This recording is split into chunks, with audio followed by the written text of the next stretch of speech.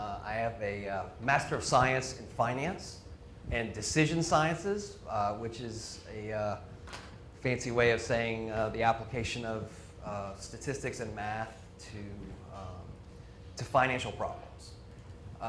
And I spent 25 years, the first part of my career, in the real estate world, in the financial real estate world, working on essentially financial structuring problems, debt workouts, capital budgeting, capital stacks for projects, but everything on the development side, and all in the mid-range. So our projects have ranged over the years from about $1 million to about $25 million. And we started out in single family, we moved up to multifamily, mixed use, and commercial. So up until about 5 years ago, I had absolutely no contact with healthcare properties. And all that changed in 2012. So in 2012, the private investment firm that I'm involved with acquired a property outside of Nashville, Tennessee. Oh, there we go. We got the right one. So let me just jump back. What I wanted to talk about today and try to stimulate a little thought on is all of you collaborating with some of us that don't have the same expertise in your fields, and also to talk a little bit about taking ownership of the outcomes of your research. And I'm going to share with you a story about a project in the healthcare space that I personally got involved with that really changed everything for me in thinking about these problems and thrust me into your world, and has made me feel even stronger than ever that we have to broaden the collaboration process to the capital providers and the people that are involved in the financial engineering of these projects. So the project that came in 2012 was the purchase of a CCRC outside of Nashville, Tennessee. And the decision was made to acquire as a turnaround repositioning project. So this project is over 600,000 square feet. It includes a 16-story independent living tower connected to a 100-unit assisted living building, which includes a memory care level, and then 150 skilled unit nursing facilities, along with 2 kitchens, a central plant, and a whole lot of problems. So I went after I had not even seen this property until after the company made a decision to acquire it. I visited the property, and I could immediately tell in going through it that we had some real problems with the building. And it had an impact on me in a different way because of all the people I met that were living there, and that how they would now come under our care. And it shifted my entire thinking about real estate, about the buildings we were buying and selling, and in particular, the environment in which these people were living every day, and that we were caring for them. So after touring the property, I came back to our headquarters in Atlanta, and I asked if I could get involved in the project more directly. And the people involved in the management and the skilled nursing in particular said, "What do you know about nursing?" I said, "Nothing." They said, "Well, what do you know about taking care of elderly people?" And I said, "Well, my mother's been healthy. I haven't gotten to that part of my life yet either." And so I really couldn't answer the questions as to why I should get this assignment. But I pushed forward anyway. And so basically it took about 6 to 8 months to study this building, study its systems, and set out to create a plan to try to fix the buildings. So we went about it in 2 approaches. One was studying the building envelope and doing everything from using blower door tests, looking at different roofing products. And we set out first to fix the building envelope. And then we got into the really messy stuff, which was the mechanical systems. And my goal in approaching and putting together a team to work on the mechanical systems was try to come up with some specific engineering objectives. And I found that there really wasn't an engineering objective that focused on the people that were living inside the building. So still having to come up with something to work off of, I focused on 4 main parameters, engineering parameters inside the building. One was building pressure. So coming up with a strategy to repressurize all the buildings to positive. The second one was CO2 levels. So having a simple system to measure the CO2 levels and react if they changed. The third was air changes and outside air, so that was consistent across the buildings. And finally, dew point. So I like not to say relative humidity, but I like to say dew point. So what we were looking to do was control precisely the level of water inside the air, inside the building. So those were my simple 4 objectives and kind of what I came to call ideal air. So I tried to come up with my own term to try to talk with the engineers, to try to talk with the equipment providers, the contractors. So next decision that I made and argued for internally was for us to take these projects on as essentially design build. So again, I got the question, well, what do you know about contracting? Have you ever installed a mechanical system? Have you ever even put a grill on a piece of ductwork? Well, the answer was no, I had not. However, I managed to win over that argument again, and so all of our mechanical retrofit projects we executed essentially as the prime contractor. So we took every aspect of the delivery of those systems and we brought it in-house. And we made the decision to own the risk all through that process. So everything from the design risk to negotiating directly with the manufacturers of the equipment, to negotiating different types of subcontracts on labor and installation. But at the end of the day, the objective of the way we designed this project was try to achieve those 4 outcomes, be able to measure those outcomes, and be able to respond if any of those outcomes got off our set points that we were targeting. The next part of the project, because there were seniors living there, was controlling thermal comfort and trying to come up with a way to give seniors more control over their thermal comfort and temperature.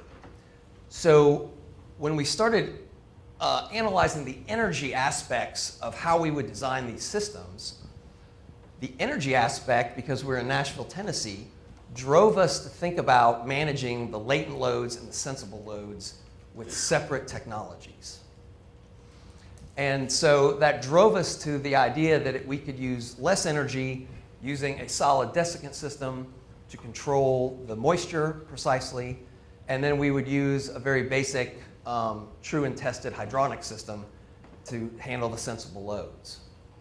And interestingly, getting to the point where we got very ambitious about controlling moisture ended up leading to a very interesting piece of collaboration that I was yet to know and was yet to come.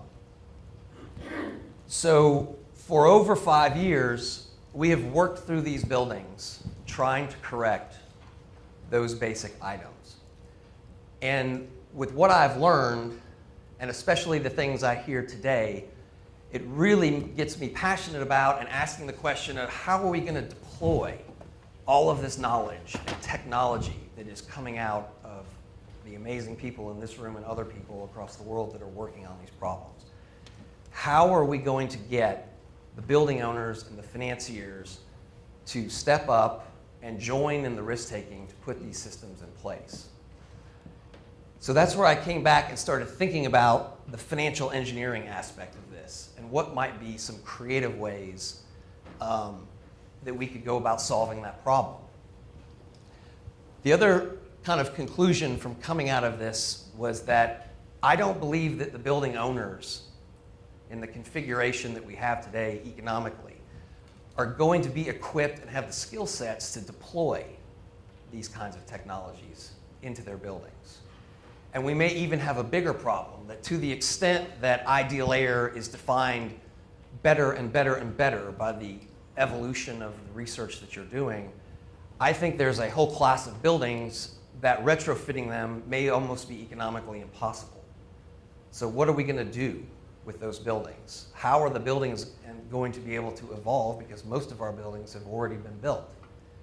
Again, I started framing this as a financial problem. Last, I'll give my one biological slide. So in my frustration in going through the process in Nashville, I kept asking myself, what is it that I am asking of these teams that is frustrating them so much? Everyone is always saying technology is evolving, there's going to be changes in the systems, we have to plan for different things. But what I ended up doing is framing it that this is the ventilation system that's not going to change. This is the ventilation system that will be the same. And this is where our capillaries are in our lungs, and this is where the gas exchange is going on. And so my next step was to think about, could we start trying to do new projects and other projects from this beginning point? And so that sent me really out to find the right collaborators that could help on some of these problems.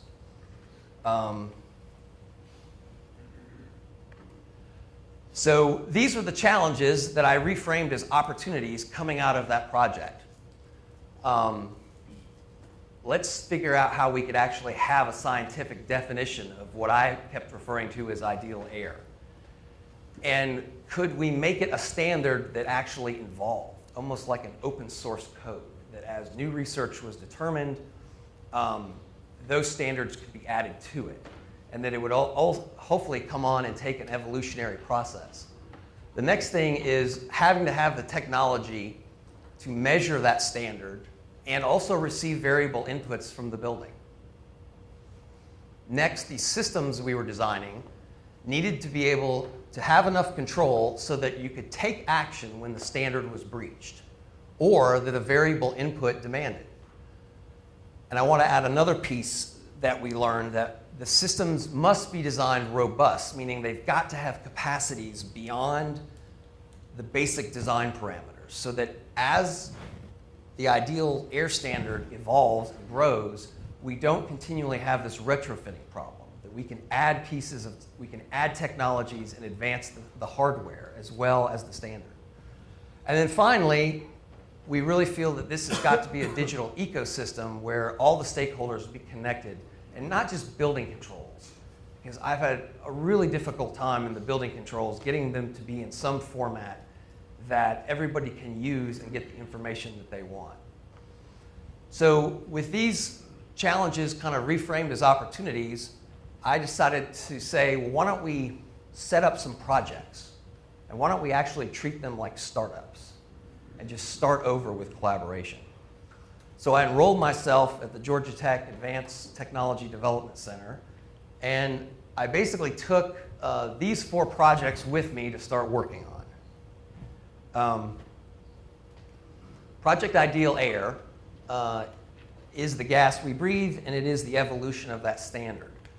My very first attempt at collaborating, I was at the January 2017 ASHRAE, and I noticed that Dr. Taylor was giving a talk on human health and the built environment, and I got very excited only to get to the technical sessions to learn that my pass didn't work to get into the technical sessions. It was only on the expo floor that my rep had gotten me, who we had spent millions of dollars with. So it was a very big auditorium, there were 3 doors, and so I just waited for someone to come out the side, and I snuck in, and then because they were checking the badges, I just kind of weebled over to the coffee stand and waited for her to begin.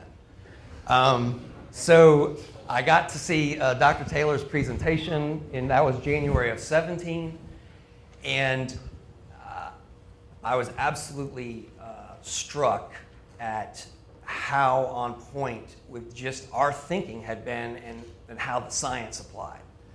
So immediately thereafter, I started calling her and emailing her and she wouldn't respond to me. And so I kept at it. And January went by, February went by, March went by, April went by, and finally I got her to return my phone call. And I just said, hey, and of course the whole time I'm just feeling, she doesn't want to talk to me, she knows I have nothing to do with this world. And so finally when we got on the phone, she admitted that she thought I was selling something. When in fact she had sold me. And she did not know this. So that was my first attempt at collaboration, and it has been fantastic. I've learned so much and got here because of Dr. Taylor taking a risk on us, not only as a small company, but as framing problems as startups, trying to tackle these things with very limited resources. And that in and of itself is very frustrating. The next project that we set up was this as a project that is pursuing a matching of cogeneration with the movement of air.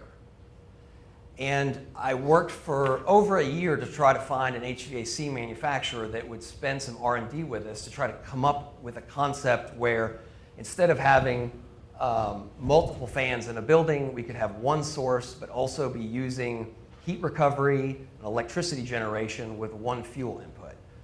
So I could get no traction with that, and it was a happenstance that I got introduced to an aeronautical engineer who had absolutely no problem taking a stab at this project with us.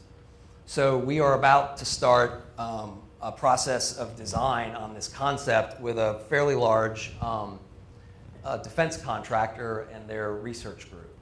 So again, just as an example that inside the industry, I could get no traction to take a look at these things, and we had to go outside somewhere else. I'm going to skip that one and come back. Project Facebook is our user experience project. I'm working with a neurosurgeon out of Emory St. Joe's. I was shocked to find a neurosurgeon that had some interest in really rolling up his sleeves and talking about how to link the user experience for the medical and clinical staff with the patients, with the caregivers, and every aspect of it. So that's a collaboration that's gotten started in the last month, which we're very excited about. And then last but not least, project distribution. One of the most frustrating aspects of the project in Nashville was dealing with the existing ductwork and distribution systems and trying to get them to work with the new tech, with our new systems we're putting on the roof or otherwise. So one day when I was over at Georgia Tech, I happened to see a lecture from a mathematician, a French mathematician, Cedric Villani, on the theory of optimal transport, a very obscure kind of area of mathematics.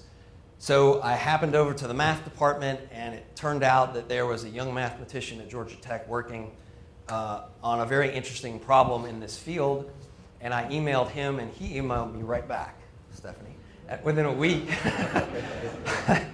And so Dr. Walsh was literally a month and a half away from defending his dissertation, and we set out in this collaboration, in this startup, to see if there was a way that once we defined the ideal air, that we could use energy minimizing strategies of mathematics in how to design the delivery systems of it. So completely abandoning the whole idea of having this ductwork, the way it is shaped and the spaces it takes up in the building, and completely starting over with a new technique. And so I think this is another example of a collaboration that could yield some good results and allow us some help in doing the retrofitting of these buildings that we're going to be challenged with. So I want to share with you a little piece of financial engineering. So I'll take you out of your comfort zones. So in going through this process, this is a piece of financial engineering that I have been working on with a gentleman in quantitative finance from a very large US bank. But the idea here is that right now, the risk of owning these systems and operating these systems is borne by the owner. And I don't believe at the end of the day that the system owners necessarily have to be the same as the building owners. So think of a world where we could decouple the mechanical system from the building in terms of its ownership. And let's go one step further and say that the way that that mechanical system resides in the building will not be about the system itself, but it'll be about its outcome, about its ability to deliver ideal air. So if we could think about that, we then have to have a way to financially trade that, to hedge it, to define it in the financial markets. And so this is an initial proposal that I've been working on where there is actually, you may have heard of a credit default swap, where there's an instrument that is based on whether or not there's a credit default. This is a performance default swap that is really based on the outcome of the system that's embedded in the building and is under separate ownership. And so the reference obligation is the specification. It is the specification that binds the system owner to the building owner. It is the point at which we cross paths, not selling something, but the specification. And so this is a concept that we're pursuing so that other areas of the built environment might be able to strip out ownership and then allow for new organizations to emerge that don't exist today to develop these technologies that you all are working on and deploy them free of the building, of the economic constraints of the building owner. And in the finance world, there's a growing demand for environmental financial products. This is a rapidly evolving area. And this would give people in the financial sector and institutions a pure play to invest in systems that provide certain health outcomes, energy outcomes, independent of the building itself.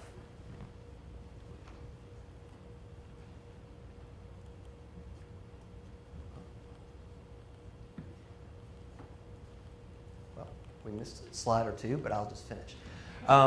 So I wanted just to share with you this little side tour I took in my career to get into the built environment and learn about it. I want to ask you all to be patient. We are out here, we do care, and we want to learn more, and we want to learn how to deploy the amazing research that you're doing. And don't be afraid to collaborate. We're not always selling something. And please have an open mind to working with different people from all aspects of the built environment. And even the people on Wall Street do care about who's living in their buildings.